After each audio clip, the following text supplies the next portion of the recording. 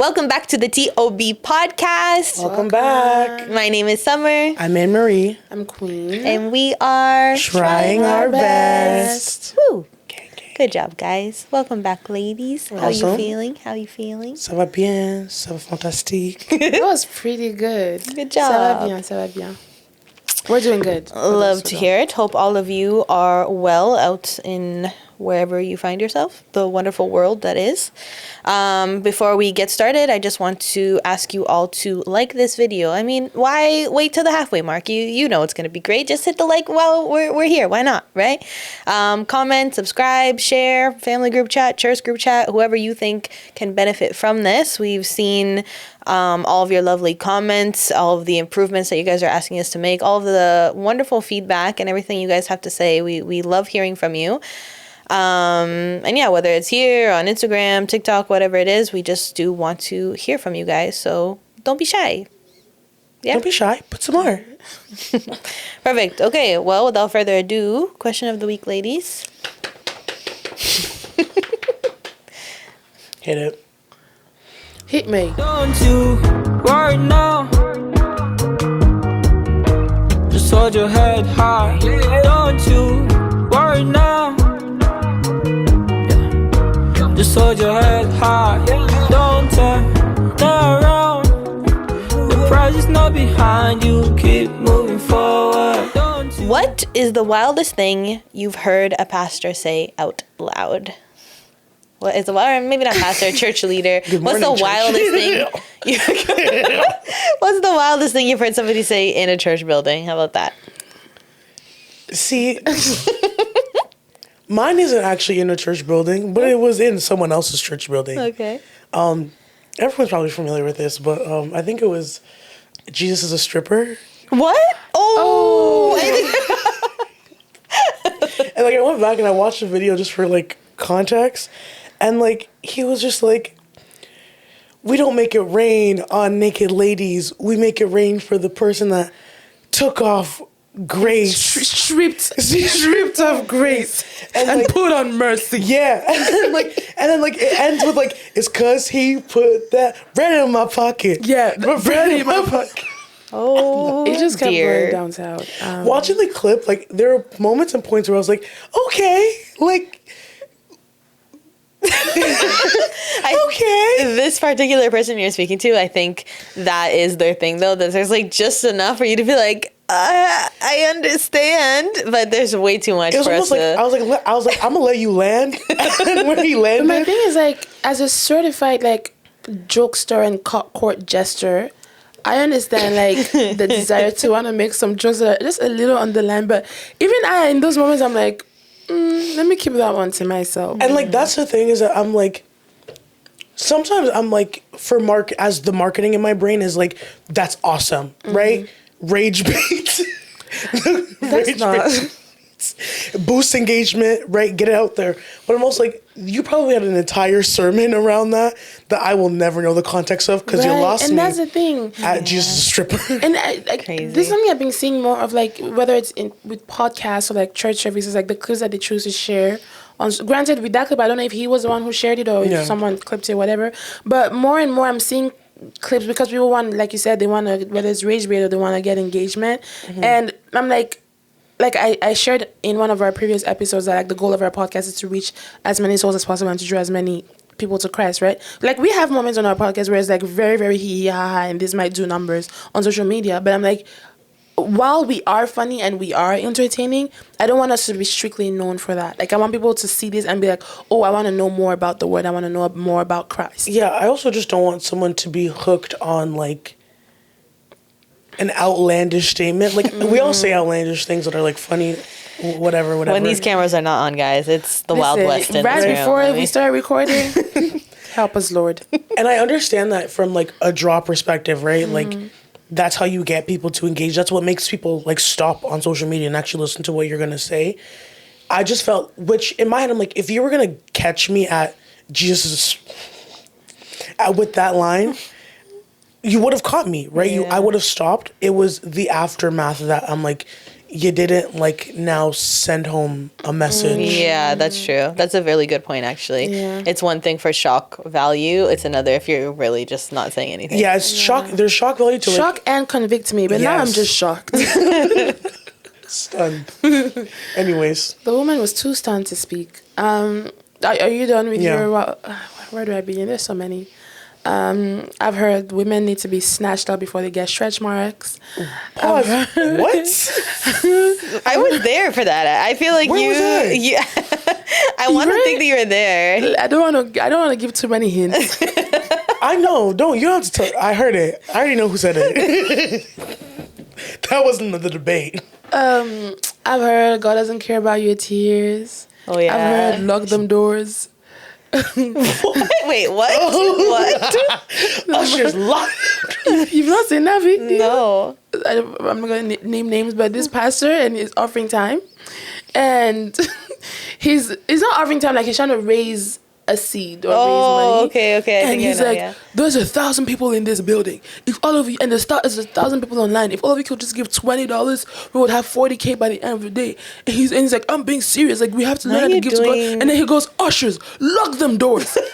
He said, I said, lock them doors. I was like, Not you doing quick math on the altar. Like, that's actually crazy. I was just But also, I'm like, like, how did you know that there was 1,000 people? Like, and how do you know there's 1,000 people online? Instantly, the live stream went 999, 990. But Slowly backs out of the room. that's funny because I actually wanted to talk about like money in church today and like stuff like that where you see people on the altar where they're saying, if I know that there's 12 people that are supposed to give this much. And like for him to be doing math that audaciously, that quickly, it's like, was this motivated by your end number or was this God saying 1,000 people need to do it? And like, it's sad because like I've shared with both of you, I know so many people that are just not Christian, not willing to be part of a Christian community based on like odd things that have been allowed to be like perverted in the church, right? And like one of the number one things is money, right? I think even the most devout Christians I know, money can be a sore point, right? Where you're nervous, you're not going to make it till tomorrow, and we're all called to have faith and be, surrendered at all points in life. But I think that's why God was very intentional in calling out like being willing to just hand out whatever has been coming towards you and trusting that he's gonna multiply that, right? So to just have somebody on a platform threat, like that sounds like a threat, lock the doors. But sorry, just before, I just remembered another one. Okay, this wasn't in a church, but he was a pastor on social media. And he was selling 2 lions, and he said he was selling the Lion of Judah for the protection of your house. So Okay, Paula White. Mind you, it was female lions. Wait. It was lionesses. Wait, remember this? For your seed of $1,000 or more, you could get this crystal cross. No. But as you're led by the Spirit, though. But starting you're at $1,000. Your spirit has to start at $1,000, but as you go, as you feel. Yeah, So for those who are new in the group, the Lion of the tribe of Judah is Jesus Christ of Nazareth. So the fact that it pronounce was he, him. But you didn't know that it was on eBay. She's selling it. crazy. I can't. But yeah, what was your question gonna be? Just like, how do you guys feel about that? Like, I think every so often there's kind of this like wave of clips that gets put out about, pastors asking for money. Or I was telling Emery that I saw a clip. So one of my friends that were not Christian, they sent me a clip of people sitting in pews and they were passing the ATM machine and people were tapping, right? Mm-hmm. And they sent it to me like, oh my gosh, like imagine, right? And I was like, wait, Imagine like what? I don't see anything only wrong have with Apple this. Pay. Like, we're in 2025. We've streamlined this process where you can give and however much you want to give, and it's a practical way. But I can see from someone outside looking in being like, this is a very like ridiculous practice. Look at the Yeah. church. And I've shared also in the way that I was brought to church with the person that brought us to our church. The reason that I wasn't, participating in offering or tithes or anything is because of him. And he had grown up in church, his parents, godly parents. And he said like, no, like church is a business, like they're just there for your money. So this is outside of the church and inside of the church having these murmurs of if if it's for God, why does money have to be involved? So I just kind of wanted to get you guys' perspective of, like, I obviously know both of you are sold out for God and you don't have a problem with offering or tithes or anything like that, but more, how do you feel about the narrative outside the church when it comes to offering and tithes and money in any way? And yeah, I mean, go from there, I guess. I think it's valid. And I say that because I think the church, like, we put ourselves in that situation by not being transparent, yes, that's a word, by not being accountable, and by just displaying greed, right? Yeah. And so I think the first thing we need to understand is the origins of offerings or tithes, because, like, I think the last thing you mentioned was, if it's really for God, why doesn't money have to be involved? Money is a human-made concept. Yeah, it's currency. We created money. God created offering. And in the book of Numbers 18, Numbers 18 verse 8, he says to Aaron, he says, I myself have put you in charge of the offerings presented to me. The offerings at that time were animals, or like the grain, like the harvest. They didn't have like any like currencies in the way we know. All the holy offerings the Israelites give me, well, I mean, they did. They had like gold and stuff there, but all the holy offerings the Israelites give me, I give to you and your sons as your portion, your perpetual share. You are to have the part of the most holy offerings that is kept from the fire. From all the gifts they bring me as most holy offerings, whether grain or sin or guilt offerings, that part belongs to you and your sons. Eat it as something most holy. Every male shall eat it. You must regard it as holy. And I think that part, like, you must regard it as holy, is something that the church has ignored. And so we see situations where the people are bringing the gifts, they're bringing the grain, they're bringing the sacrifice or whatever it is, and they're seeing their pastor showing up next Sunday on a Gucci belt. And it's like, okay, but there's people that are in church that are in need, and those needs are not being met. There's amenities that need to be, maintained, and the maintenance is not happening, but we keep seeing you with new cars and new jewelry and all that stuff. I feel like, I think there's and the reason for me that giving has never been a problem is because I had the fortunate overview of seeing where the money goes to and seeing how the finances are spent. And so I have no problem dropping as much tithes, as much offering as needed, because I know at the end of the day, it's going to the church. And I had a kid ask me in Sunday school, and he was like, how do we give to God, right? And I was like, that's what our offering and our tithes are, right? When we give to the things of God, right? The work of God, we're also giving to him in turn, right? The building we're in isn't free, unfortunately. We live in a capitalist society. The lights aren't free, unfortunately, capitalist society.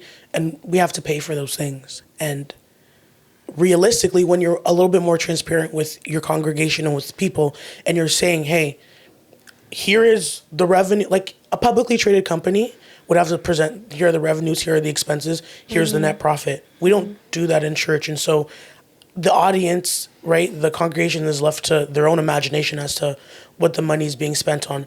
And even if the pastor's Gucci belt is something that he worked 6 months for at a factory, I don't know that, because there is a lack of transparency and also mistrust between the church and its leaders to not trust that you're handling the finances. Yeah. And that's the thing, wearing a Gucci belt is not bad. The Bible talks about fruit, right? When someone is greedy, when somebody is living with the love of money, and so having a Gucci belt that you pay for whatever is in itself is not a problem, but it's we can tell what the posture of your heart is when you seem to have an affinity for those things more than you do for God's actual house and God's people.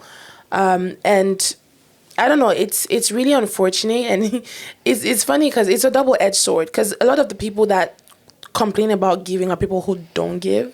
So I'm if you don't give, then what are you complaining about then? Because you're not losing anything. One of my exes, every time we would have it, because he wasn't as fortunate as me at the time. So every time we would have an offering or a seed, I would give money for both him and I, because I wanted him to be blessed. And he would complain. Wow. And funny enough, he was like, this was my parents' church. So he would always critique, like, where does this money even go? And he's obviously critiquing my parents. And I knew my parents weren't stealing from the church. And so like, one day I asked him, I'm like, you know I give offering, right? And most times a little kid has come over to you and they've put money in your hand that was from me for you to give offering. How much have you given out of your pocket? So what then are you complaining about? Yeah. Because also, like, logically, if you're the pastor's daughter, this is their church, that means that the pastor would be taking money from the congregation, giving it to their daughter to give it right back to the church? Huh. Yeah. So, a couple things. First, so when you're talking about transparency, right, and you're saying, like, in the church, there is no breakdown in where the funds are going, and so we're left up to our imagination, right? Now, I do think there is value if that were to be implemented. I'm not saying that that's something that is, like, wrong or bad or any of those things. But do you think that there's an aspect of just the average tither or offerer, if you could have a breakdown sheet of exactly where your money was going, it takes, like, the faith out of it, it takes the surrender out of it? I think the issue, like, I don't even think that is necessary, to be honest, like, having a transparency in, like, the breakdown of things. Yeah. I think we have stepped out of the community that God intended for the church to be. Yeah. So, for example, if you read, like, in the book of Exodus, so Exodus, Numbers, Leviticus, the Lord is giving instructions on how he wants the tabernacle to be built, to the point where he is appointing people. And he's like, there's one man specifically, I forget his name. I read this sometime last week, but this was the first time I was reading that passage. And he says, I have given this man the gift to be able to sculpt. Like, he appointed people to do the knitting, the sewing, the embroidery, whatever, the garments, the curtains that needed to be done. Like, the Lord himself provided for those gifts to be done. And he told the people of Israel, this is who is going to be in charge. This is who is going to be in charge. To the point where even the Levites, who were the people that were going to be serving at the altar or in the sanctuary, he said, the tithes, all of the tithes that are going to come to this church or whatever building are the Levites' inheritance forever. And so we took that, and now we have created this type of hierarchy in the church where it feels like it's from the top, we're being spoken down on, where you were supposed to give this and you were supposed to, but what is being done in the church is not your business. Yeah. And it's like, no, this was always supposed to be a joint effort. Yeah, even, like, basic, like, leadership, like, theory. Right. If you want people to be invested in a project, you need to bring them along so that they feel like they're included and that they're more invested in it, right? If I want, like, the kids to be really invested in a play that we're doing, I'm going to ask them, hey, what would you like to do? Do you want it to be a comedy? Do you want it to be serious? Right? How long do you want to be? And you could tell the difference night and day when they're involved from the beginning, right? And maybe they're not writing the script, no, right? I might be doing that work for them, but they're still involved somewhat. And as they're being carried along, they're more invested and they're more willing to be a part of the collective, right? In the same way, I feel like you said, the congregation is almost treated like right? And so we come, like, leaders come, and it's almost like a veil where here's what you can see, but here's what's going on behind closed doors. The veil that Jesus tore, he took it, sewed it back together, and hung it up. Sorry. But in terms of, like, taking, like, the obedience, the faith out of it, I feel like the people that are paying their tithes are doing so one out of obedience and faith, right? Yeah. And I don't ever want to chastise the people that don't give, because I get it, right? When money's tight, it looks like bro, am I really going to give up this 10% when I know I'm probably not going to have money come next week to fill up my tank? So a very prominent man of God will respond, if you don't tithe, your money will be tight. And it sounds funny, but it's the truth, right? Low-key, he chewed. Every paycheck where I was like, I'm going to keep this one, LOL, I've had no money for months, right? And then, so, like, there's a level of obedience and faith that when you are tithing and when you are just giving, that I feel like the people that are already doing that, I don't think the transparency would take away that obedience.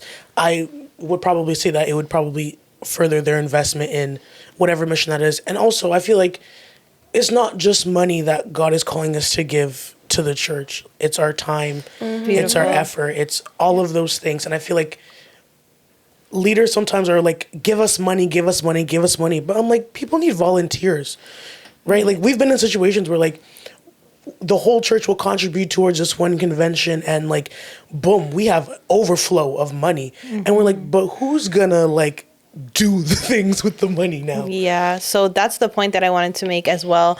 So when Queen was talking about the Levites and like how what was being given in the tabernacle was actually the inheritance of the Levites. So for people who, again, if you're new to the chat, welcome. But in the name of the Lord. so in the Bible, we know that there's the 12 tribes of Israel, right?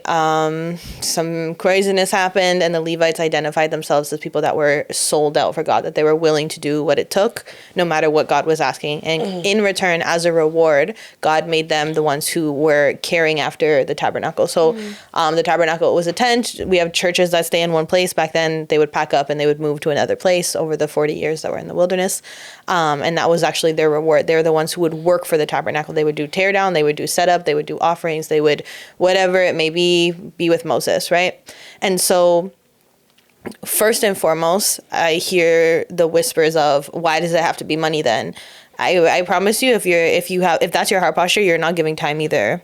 I few and far between.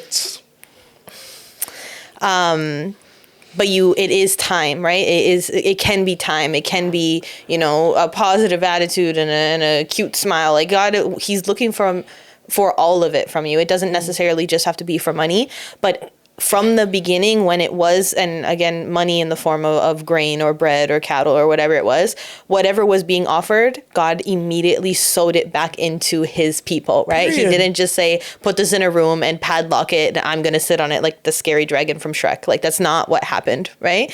So when we're in church settings, making sure that churches are actually giving it back to the people that are sowing their time and their effort, I think is something that is like a area of opportunity that I think can be addressed in 2025 and just the things that we have seen. But as Emery had said, right, like capitalist society, everyone that works in our church are volunteers. None of us get paid to do the things that we do.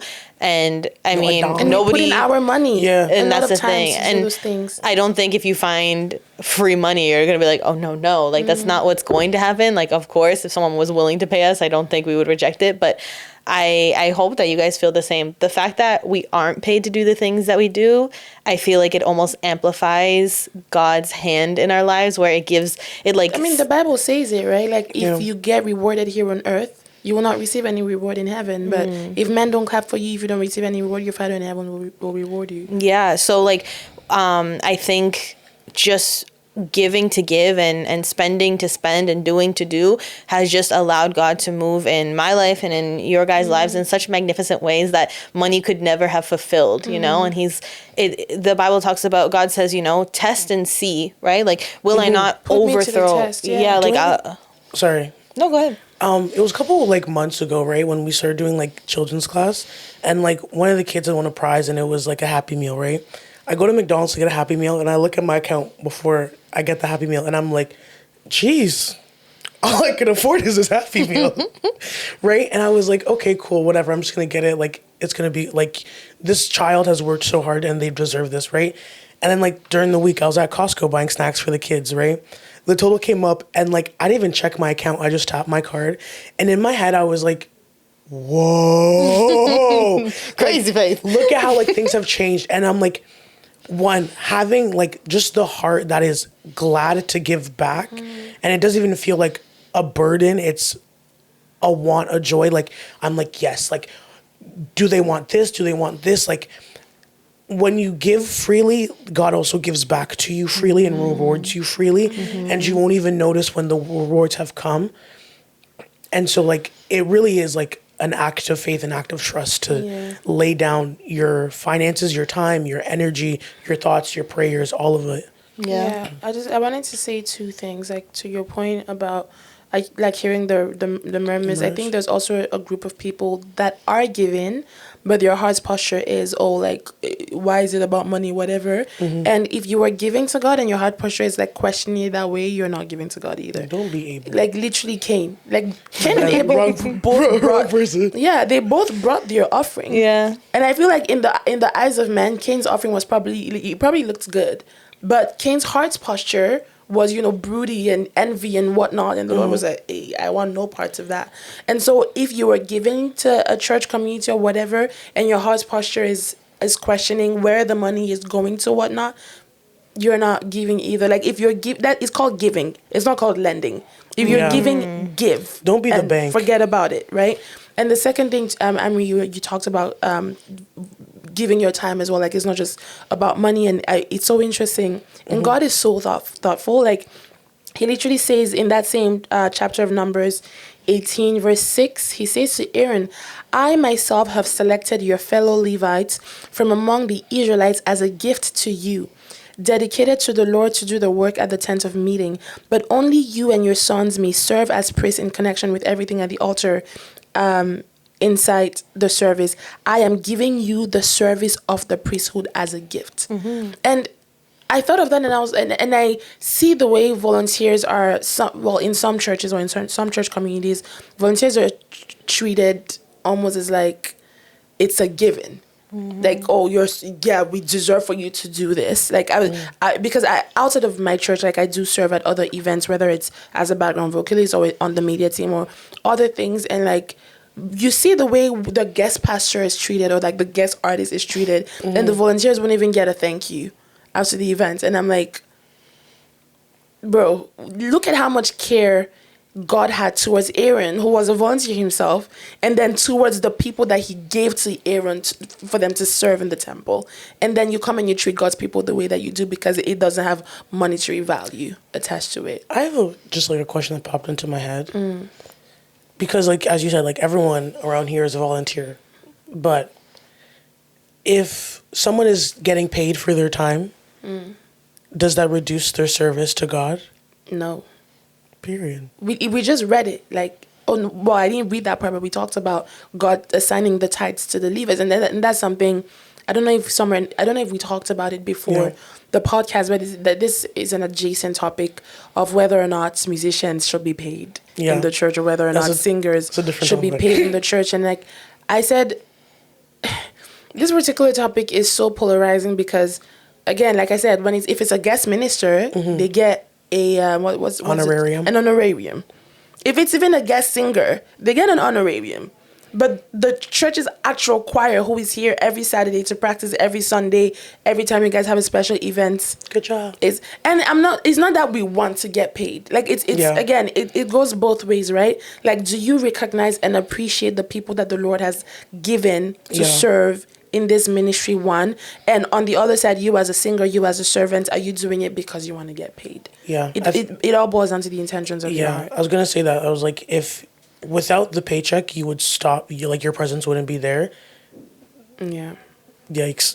Because I feel like there are a lot of moments where, like, even money's been offered, right? And someone will be like, oh, like, how much should I pay you? And I'm like, whatever you want. And also, that's like, I know you're supposed to give 10% of that's your tithe, but I feel like a lot of people are like, that like number and that obligation makes it like, oh, sorry, I'm not going to give anything at all. And it's like, it's so you literally took the thought out of my head. Like, me as a singer, whenever, at least if as much as I can remember, Lord, correct me, but please don't strike me if I'm wrong. But I try my best, like, whenever I get paid for, like, especially for, well, just in general, but especially for a gig or whatever, like, in the church setting, that 10% goes to God. Sometimes I even give the whole thing. Sometimes I still give offering at that ministry. Yeah. And it's like, that is my way of just like, it's all going back to God. Like, yes, I was able to eat from this, but it's like, it's not mine in a sense. Yeah. It doesn't even feel like it was possible without you. Right. So, finder's fee, I guess. Yes, commission. So we've been talking about kind of congregation perspective, from the giver perspective, from the lender perspective, right? What do you guys think about churches that are, I would say, like, what's the word I want to use? Like hyper vigilant about chasing down people for their tithes. Like, have you seen, there was one clip that I had sent to Queen that they had a board on the wall and it was like tithes tracker. And like, if you hadn't paid your tithe, you don't remember me sending this to you? Yo. If you hadn't paid your tithes, your name would be there. I sent it to you and I was like, I'm so grateful for our church. I'm gonna be so honest. What do you guys think about that? I feel like that's devilish. Is the word I would choose. I'm so sorry, but like, ain't nowhere in the Bible did someone say persecute people into giving to God. Exactly. Right? You're supposed to be cheerful, free givers. Do you know what's so beautiful? The widow and the two mites. I was thinking about this story. Only she and Jesus knew what was in her hand. Mm-hmm. Let's say if the Pharisees or whoever else was at church that day saw what she gave, they could have said, ugh, only 2 mites. Jesus saw that and was like, for me? And it's like, again, there are people who genuinely are just being selfish, and there are people who just genuinely don't have. And with either of those people, Jesus is not coming there and putting their heads on the guillotine. Like, you better give. Yeah, I'm thinking like if like a child comes to you with a macaroni necklace for Father's Day and is like, hi Dad, like here's my gift, right? And your 24-year-old son comes to you with a nice watch. Are you going to look at your kid and be like, sorry, you didn't make the cut? Literally, my mom's birthday was 2 days ago. I emptied my account. Literally emptied my account, sent it to her. I was like, this is literally all I have. And she was like, you did not have to. And I'm like, that's what I said. We've created this, to be honest, demonic hierarchy in the church where it's, and if God even clocked me for this the other, was a different context, but we had finished worship, praise and worship, and this was Friday, Overcomers Night, and obviously it was a struggle, like the sound and whatnot, and I was so heartbroken to the point of like when I left the altar, I was in tears. Like I turned to the wall and I was like, Abba, did you even enjoy that? Like, did you like that? And the Lord says to me, he's like, I love this new quirky thing that you do, where like if something does not meet your standards, then it means I'm also not pleased. Like it's your standards that determine whether or not I like it. And then he asked me like, did you worship me in spirit? I was like, yeah. Did you worship me in truth? Yeah. Then I was pleased. And so we bring our standards into the church. And I know that it's a human thing, it's our natural disposition. But at what point do we allow the Holy Spirit to convict us and be like, hey, this may look weird to you, whatever. But it might also even be weird to the Holy Spirit. But now your reaction to it may not be according to the Holy Spirit standards. And we need to start trying to be more aware of those moments. And I don't think like the desire to do more and to be more is wrong. I just feel like you also have to appreciate yourself for the little, right? God appreciates the little that you're doing. And so you also have to be like, You're literally speaking to my soul. I love you. No, seriously, because I've given the best I can, everything I can to this ministry. And I was told recently that I needed to do more. And as somebody who is a certified people pleaser, graduated people pleaser, and also just like a perfectionist and who thrives off of like compliments and stuff like that, like, oh, you were so smart and you were so hardworking and this and that. I went home and I was just like, have I failed? Like, am I a failure? And the Lord was just like, when I need you to do more, I'll tell you to do more. And so you just saying, like, echoing that thought, I was just like, yeah, I needed to hear that.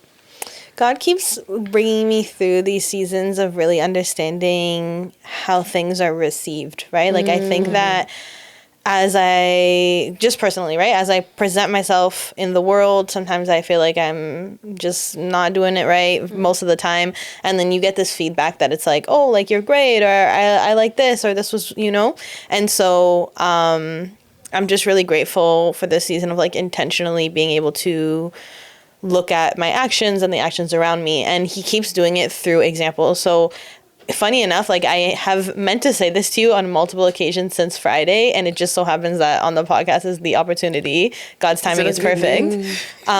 But so for Night Vigil on Friday, obviously you guys weren't there, but the mic, it was doing this thing where it was almost like muffling the sound that was coming out of it. But I could hear your voice over what was happening in the speakers. And on Friday night, I was there like, this is one of the most like beautiful like performances, and performances feel weird, but like I've heard from Queen. Like, your voice on Friday night, I was like, I could hear how just like perfect your voice was behind all the muffled. Are you joking? I'm literally not joking, right? And I meant to say it to you Friday, and I meant to say it to you yesterday. And so like when you're coming off the altar in tears, like, God, is that good enough? Just to know that if that's the way that I received it, just little old me in the crowd, like, imagine how much more God receives it, right?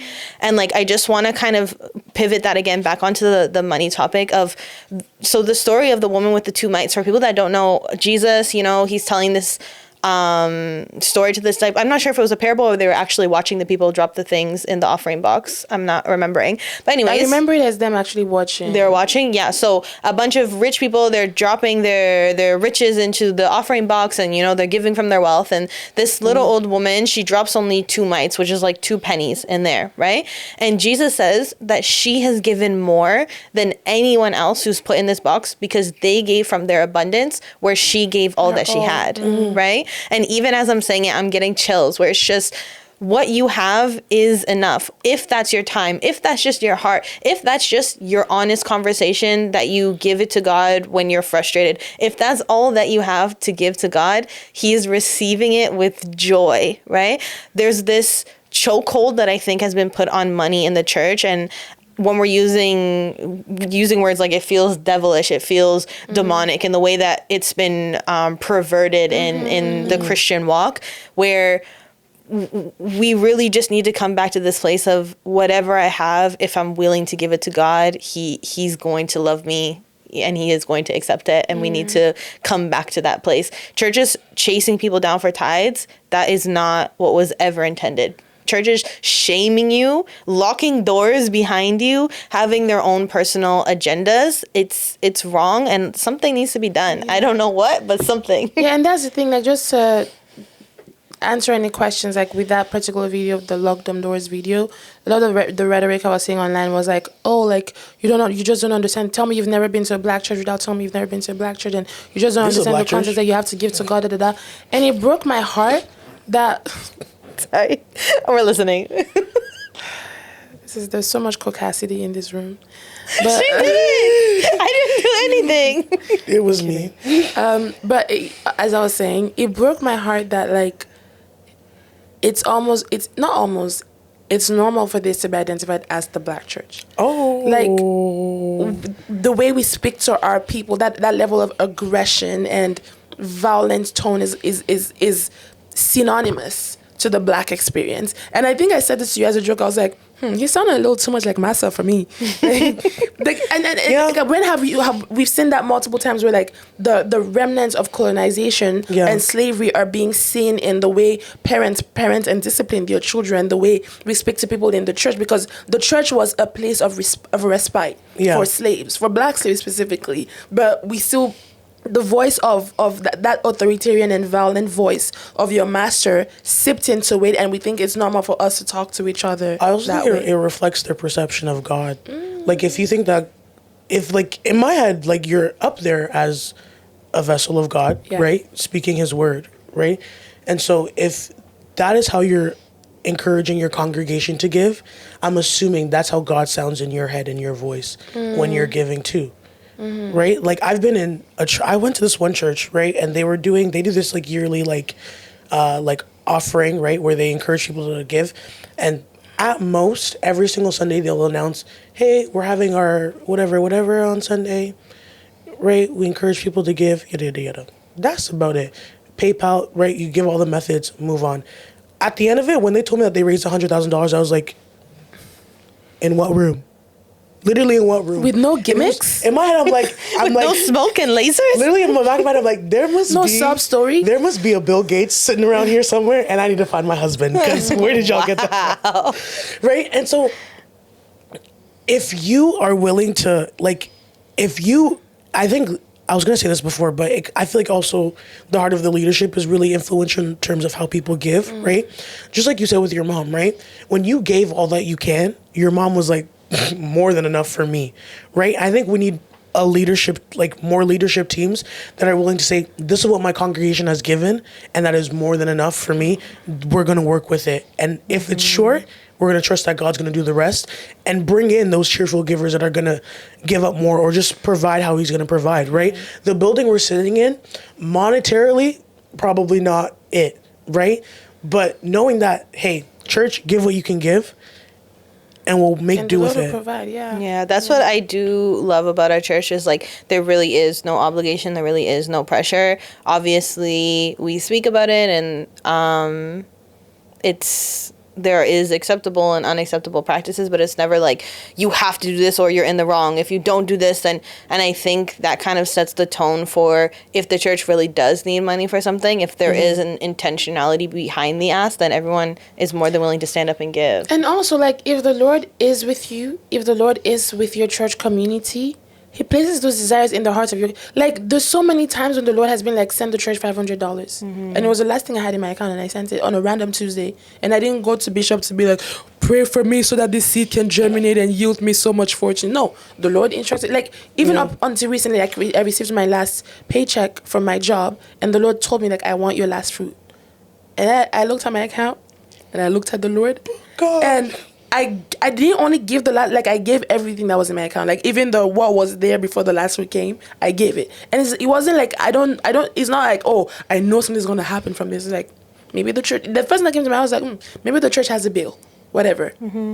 No, I think that's spiritual maturity, though. Yeah. You don't wait for your church to be in, like, dire stretches or it's the third week in a row that somebody's on the stage just like, we really need to hit this goal. Like, when you are walking with Christ regularly, he puts those desires in your heart, right? It's not about what can I get from this. It's just, I'm asking this from you. Are you willing? And Yeah, I was saying that from the perspective of the church, too. Like, those churches that feel the need to pressure the congregation and whatever. If you really are a Bible-believing church and the Spirit of the Lord is with you, there are, like, yes, it's okay to like make a little announcement here and there, but the Lord will also like the Lord knows your need, and he will place those desires in the hearts of your congregation to feel that need as well. So it goes both ways. yeah, One thing that like I just like worry about is like people feeling shamed and like guilted into giving, because in my head I'm like, is God just putting the X on that one, like try again, come back later?